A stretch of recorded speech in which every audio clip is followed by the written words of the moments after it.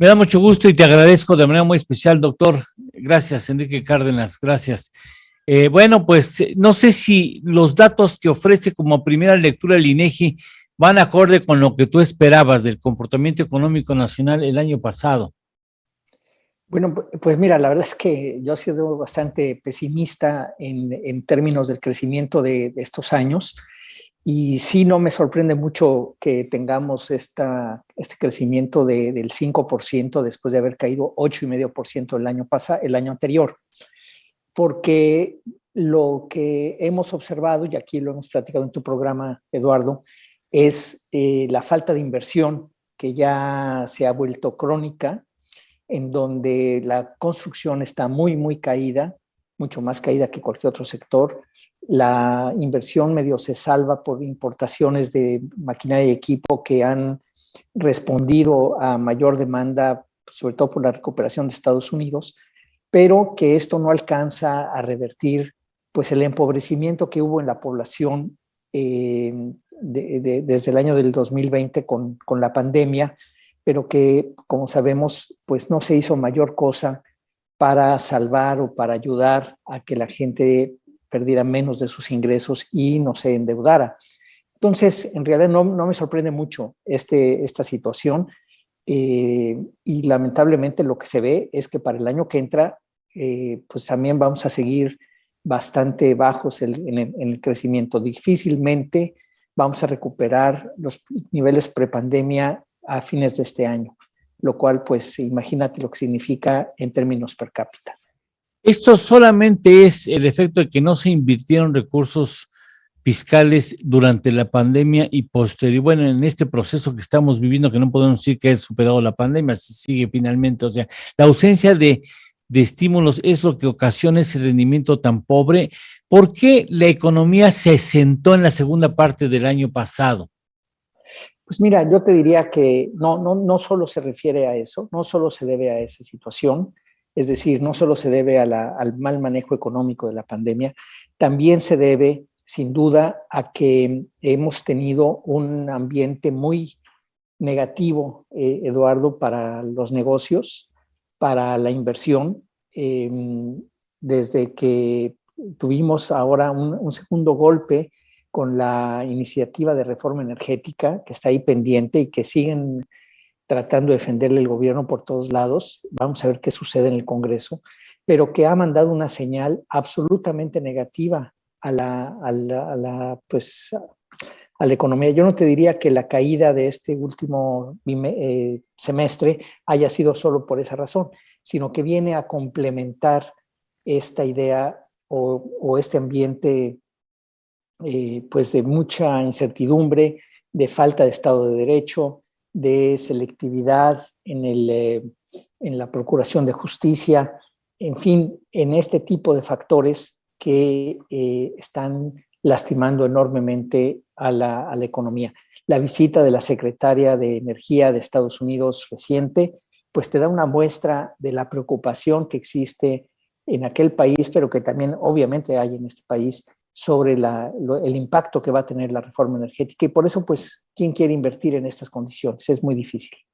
Hicimos contigo un ejercicio muy interesante la vez pasada que tuvimos la oportunidad, el privilegio de escucharte, donde decíamos que si México fuera un paciente y tú fueras el doctor, su doctor, ¿cuál diagnóstico aplicarías para este paciente y cuál sería la estrategia?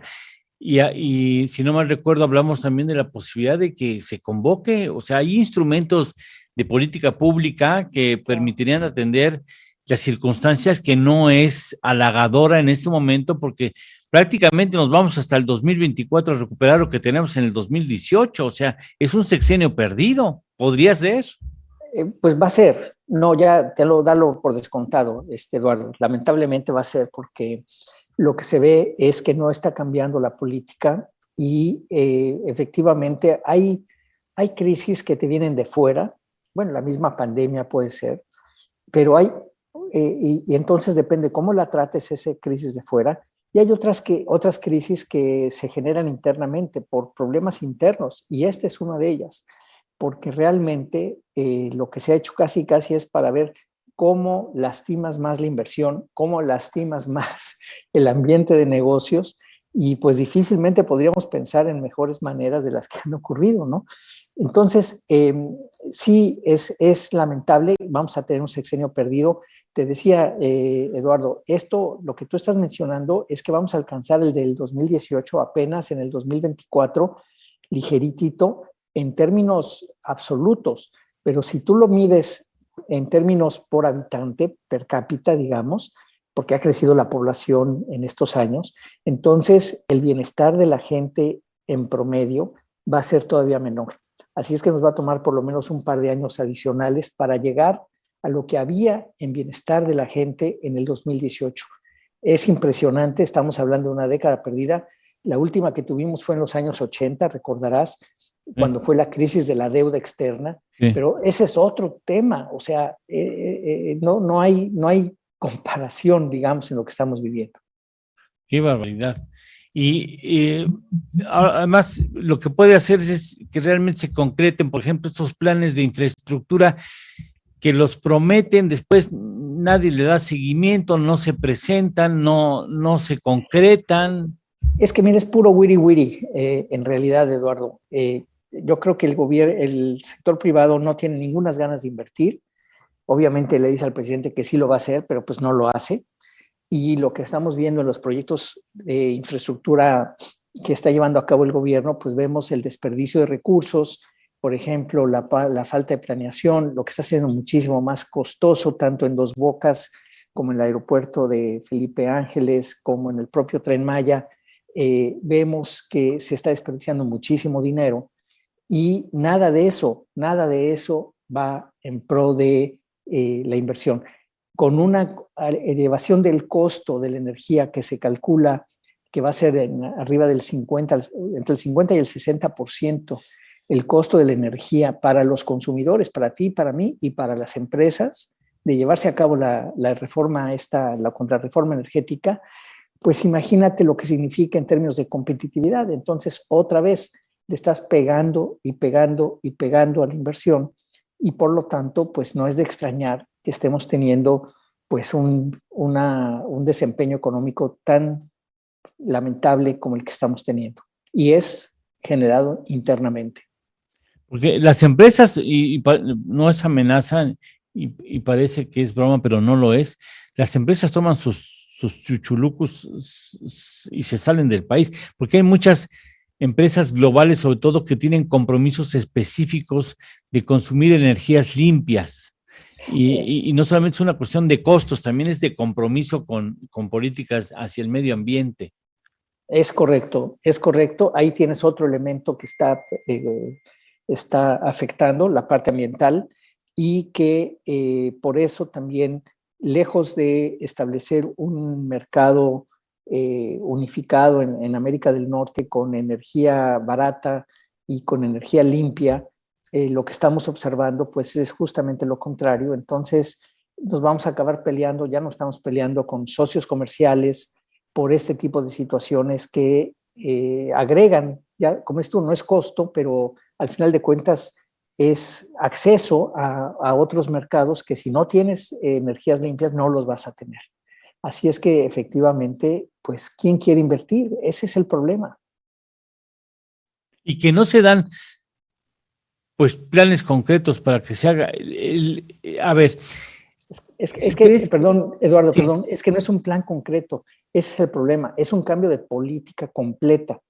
Y es decir, revertir la reforma energética, es decir, que ni siquiera el gobierno quiera llevarla a cabo, pues eso eso no va a ocurrir, ¿no? Ya lo estamos viendo.